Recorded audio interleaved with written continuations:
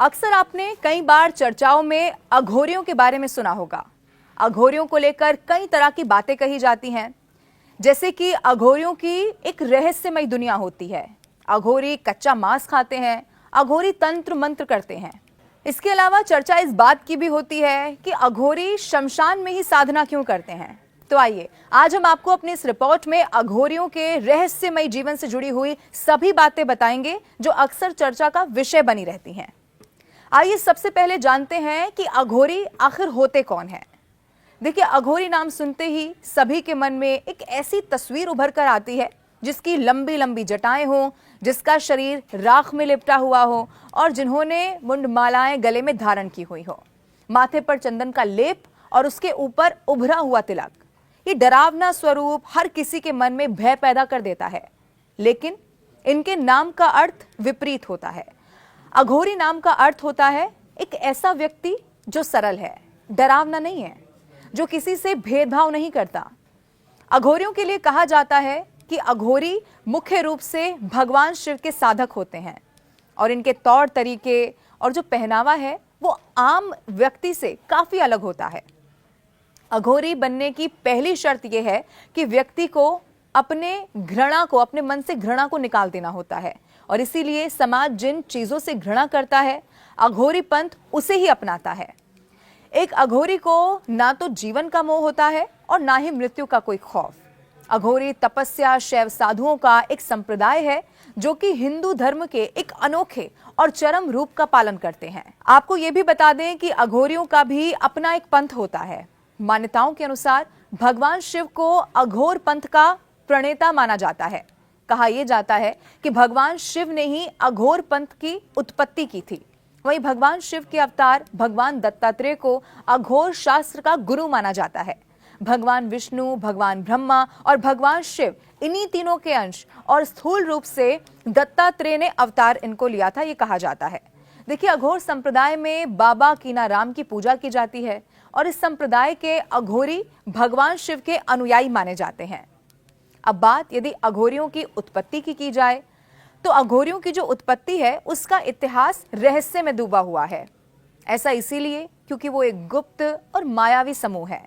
हालांकि कुछ विद्वान उनकी जड़ों को हिंदू धर्म के प्राचीन कपालिका और कालमुख संप्रदायों में वापस खोजते हैं। और ये क्या है जो कि 7वीं और 8वीं शताब्दी के बीच उभरे थे।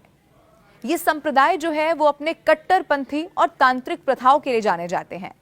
मान्यता तो ये भी है कि भगवान शिव को अघोर पंथ का प्रणेता माना जाता है और कहा यह जाता है कि भगवान शिव ने ही अघोर पंथ की उत्पत्ति की थी और समय के साथ ये संप्रदाय विलीन हो गए हैं और अघोरी परंपरा में विकसित हुए, जिसकी स्थापना उत्तर भारत में बाबा कीनाराम ने की, जिन्हें सर्वसम्मति से परंपरा का संस्थापक माना जाता है।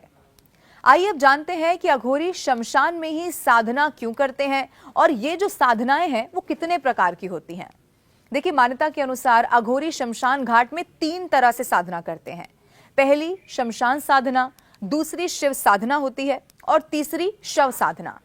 इस तरह की साधनाएं मां कामाख्या पीठ के शमशान, तारापीठ के शमशान, त्र्यंबकेश्वर और उज्जैन के चक्रतीर्थ के शमशान में की जाती हैं। मान्यता यह भी है कि अघोरी जब शव के ऊपर पैर रखकर साधना करता है तो वो शिव और शव साधना कही जाती है। इस साधना का मूल शिव की छाती पर माता पार्वती का पैर रखा हुआ माना जाता है और इस साधना में प्रसाद के रूप में मुर्दे को मांस और मदिरा चढ़ाई जाती है। इसके अलावा तीसरी साधना शमशान साधना मानी जाती है। इस साधना के दौरान मुर्दे के स्थान पर शवपीठ की पूजा की जाती है और इसी जगह पर प्रसाद के रूप में मांस मदिरा के स्थान पर मावा अर्पित किया जाता है। तो ये तो हुई अघोरियों की साधना की बात। अब जानते हैं कि अघोरियों के स्वभाव के बारे में, जिसको लेकर अक्सर लोग ज्यादा डरे हुए रहते हैं, खौफ उनमें रहता है। देखिए, मान्यता यह है कि अघोरियों का जो स्वभाव होता है वो बड़ा ही रूखा होता है। ऊपर से भले ही आपको रूखे वो नजर आते हो, लेकिन इनके मन में जन कल्याण की भावना निहित होती है। कहा यह जाता है कि यदि अघोरी किसी व्यक्ति पर प्रसन्न हो जाते हैं तो अपनी सिद्धि का शुभ फल देने में कभी भी पीछे नहीं हटते और अपनी तांत्रिक क्रियाओं का रहस्य भी उस व्यक्ति के सामने उजागर कर देते हैं। जिन पर प्रसन्न हो जाते हैं उन्हें तंत्र क्रिया सिखाने के लिए भी वो तैयार हो जाते हैं, लेकिन इनका जो गुस्सा है वो बहुत ज्यादा खराब होता है। आइए अब जानते हैं कि अघोरी कच्चा मांस क्यों खाते हैं। कहा जाता है, आपने भी कई बार सुना होगा, कि अघोरी शमशान में रहते हुए अध जले शवों का मांस खा लेते हैं। हैरानी की बात यह है कि हमें भले ही ये बात विभत्स लगे, लेकिन अघोरियों का मानना है कि शवों का कच्चा मांस खाने से उनकी तंत्र शक्ति प्रबल होती है और इसी के साथ वो मदिरा यानी कि शराब का भी सेवन कर लेते हैं। कहते हैं कि जब किसी अघोरी की मौत हो जाती है तो उसका अंतिम संस्कार नहीं किया जाता, बल्कि उसकी लाश को गंगा में बहा दिया जाता है। गंगा में बहाने के पीछे कारण यह माना जाता है कि इससे उसके सारे के सारे जो पाप रहे वो धुल जाएंगे, या फिर दूसरे शब्दों में कहें तो जो बातें आम लोगों को अजीब और विभत्स लगती हैं वो अघोरियों के जीवन और उनकी साधना का हिस्सा हो जाती हैं।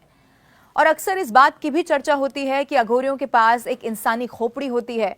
इस सवाल के जवाब में रिपोर्ट्स के अनुसार यह कहा जाता है कि अघोरी इसका इस्तेमाल बर्तन की तरह करते हैं, इसीलिए इन्हें कपालिक भी कहा जाता है। कई कथाओं में बताया जाता है कि एक बार शिव ने ब्रह्मा का सिर काट दिया था। इसके बाद उनका सिर लेकर उन्होंने पूरे ब्रह्मांड के चक्कर लगाए।